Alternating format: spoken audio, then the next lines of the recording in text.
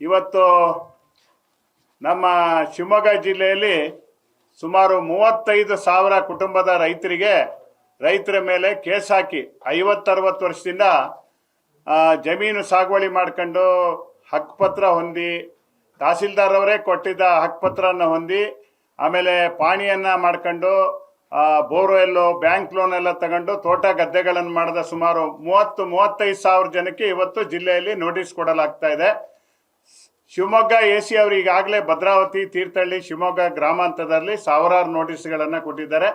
ಸಾಗರದಲ್ಲಿ ಕಳೆದ 1 ತಿಂಗಳ ಹಿಂದೆ 4,000 ಜನಕ್ಕೆ, ಸಾಗರ ಮತ್ತು ಸೊರಬ, ಶಿಕಾರಿಪುರ, ಹೊಸನಗರದ ರೈತರಿಗೆ ಸುಮಾರು 4,000 ಜನ ರೈತರಿಗೆ, ಸುಮಾರು ಈಗ ಕಲ್ಮನೆ ಗ್ರಾಮದವರು ಬಂದಿದ್ದಾರೆ. ಇವರೆಲ್ಲ 62ನೇ ಇಸ್ವಿಲಿ ಹಕ್ಕುಪತ್ರ ಪಡೆದವರಿಗೂ ಸಹ ನೋಟಿಸ್ ಕೊಟ್ಟಿದ್ದಾರೆ. ಅದಕ್ಕೋಸ್ಕರ ಇವತ್ತು ಕಳೆದ 1-1.5 ವರ್ಷದಿಂದ ಶಿವಮೊಗ್ಗ ಜಿಲ್ಲೆಯಲ್ಲಿ ರೈತರ ಹಕ್ಕುಪತ್ರ ವಜಾ ಮಾಡೋಕ್ಕೆ ನೋಟಿಸ್ ಕೊಡ್ತಿದ್ದಾರೆ. ಇದರಲ್ಲಿ ಶರಾವತಿ, ತುಂಗಾ, ಭದ್ರಾ, ಅಂಬ್ಲಿಗೋಳ ಡ್ಯಾಮು, ವರಾಯಿ, ಚಕ್ರ, ಸಾವೇಕ್ಲು ಎಲ್ಲರಿಗೂ ನೋಟಿಸ್ ಕೊಡ್ತಿದ್ದಾರೆ.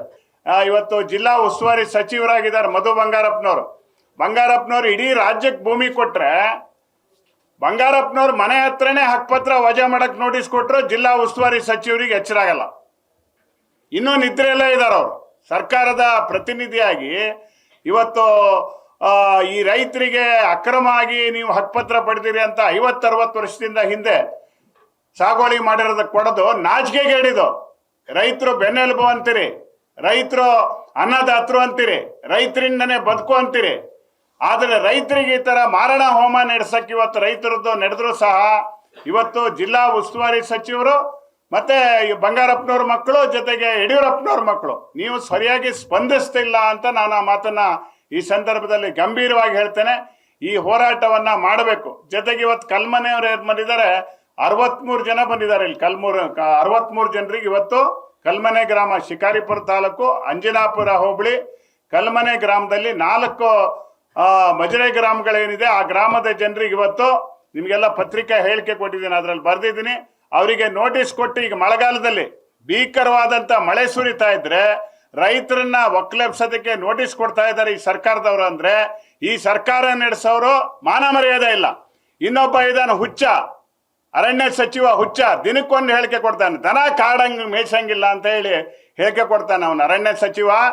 ಇವತ್ತು ಮಲೆನಾಡಿನಲ್ಲಿ ದನಗಳು ಇವತ್ತು ಕಾಡಿಗೆ ಹೋಗೋದು ಮೇಯಕ್ಕೆ, ರಸ್ತೆಯಲ್ಲಿ ಅಕ್ಕಪಕ್ಕದಲ್ಲಿ ಎಲ್ಲ ಕಡೆನೂ ಹೋಗ್ತವೆ. ದನನ ಇಂಥ ಭೀಕರ ಮಳೆಗಾಲದಲ್ಲಿ ದನನ ಕಾಡಿಗೆ ಹೋಗಬಾರ್ದು ಅಂತ ಹೇಳಿಕೆ ಕೊಡ್ತಾನೆ. ಅಂದ್ರೆ ಇವನ ದನ ಕಾಯಕ್ಕೂ ಯೋಗ್ಯ ಅಲ್ಲ ಅರಣ್ಯ ಸಚಿವ, ನಮ್ಮ ರಾಜ್ಯದ ಅರಣ್ಯ ಸಚಿವ. ಈ ಅರಣ್ಯ ಸಚಿವನ ಮಾನ ಮರ್ಯಾದೆ ಏನಾದ್ರು ಈ ಸರ್ಕಾರಕ್ಕಿದ್ರೆ ಮೊದಲು ಒದ್ದೊಡಿಸ್ಬೇಕು ಸಿದ್ದರಾಮಯ್ಯನವರು. ಈಗ ಹಿಂದಿನ ಸರ್ಕಾರದಲ್ಲಿ ದಕ್ಷವಾಗಿ ಸರ್ಕಾರ ನಡೆಸ್ತಾ ಇದ್ರು. ಈಗ ಸಿದ್ದರಾಮಯ್ಯನವರು ಆಗ್ಬಿಟ್ರು. ಈಗ ಇವರಿಗೆ ಯಾರಿಗೂ ಆಶ್ವಾಸನೆ ಕೊಟ್ಟಿದ್ದು, ಭರವಸೆ ಕೊಟ್ಟಿದ್ದು ಯಾವುದು ನೆನಪಿರಲ್ಲ.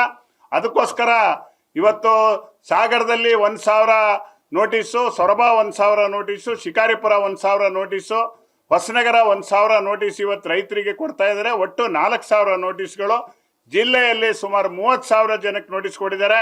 ಏನಾದ್ರು ರೈತರ ಬಗ್ಗೆ ಕಾಳಜಿ ಇದೆ ಅಂತ ಆದ್ರೆ ನಮ್ಮ ಜಿಲ್ಲೆಯ ಶಾಸಕರು, ಉಸ್ತುವಾರಿ ಸಚಿವರು ಪ್ರಿಯಾಂಕಾ ಖರ್ಗೆ ಅವರು ಇಲ್ಲ ಮುಖ್ಯಮಂತ್ರಿಗಳ ಸಭೆ ಅಧಿವೇಶನದೊಳಗೆ ಮುಗಿಸ್ತೀವಿ, ಕರಿತೀವಿ ಮಲೆನಾಡಿನ ಸಮಸ್ಯೆ ಬಗ್ಗೆ ಅಂತ ಹೇಳಿದ್ರು. ಆದರೆ ಅಧಿವೇಶನ ಮುಗಿದ್ರೂ ಮಾಡಲಿಲ್ಲ. ಇವತ್ತು ಕಾಂಗ್ರೆಸ್ಸಿನ ಶಾಸಕರುಗಳು, BJP ಶಾಸಕರುಗಳು, ಜನತಾದಳದ ಶಾಸಕರುಗಳು, ಈ ಬಾರಿ ಮಲೆನಾಡಿನ ಶಾಸಕರು, ಮಂತ್ರಿಗಳು ಮತ್ತೆ ಜೊತೆಗೆ ಸಂಸದರು ಈಗ ಅಧಿವೇಶನ ಲೋಕಸಭೆಯಲ್ಲಿ ನಡೀತಾ ಇದೆ. ಅರಣ್ಯ ಇಲಾಖೆ ಯಾವುದೇ ಜಮೀನಿನ ಮಾಲೀಕತ್ವವನ್ನು ಬದಲಾಯಿಸಿದ್ದಾರೆ. ಕೇಂದ್ರ ಸರ್ಕಾರದ ಒಪಿನಿಯನ್ ಬೇಕು ಅಂತ 1980 ನಂತರ ಕಾನೂನು ಬಂದಿದೆ.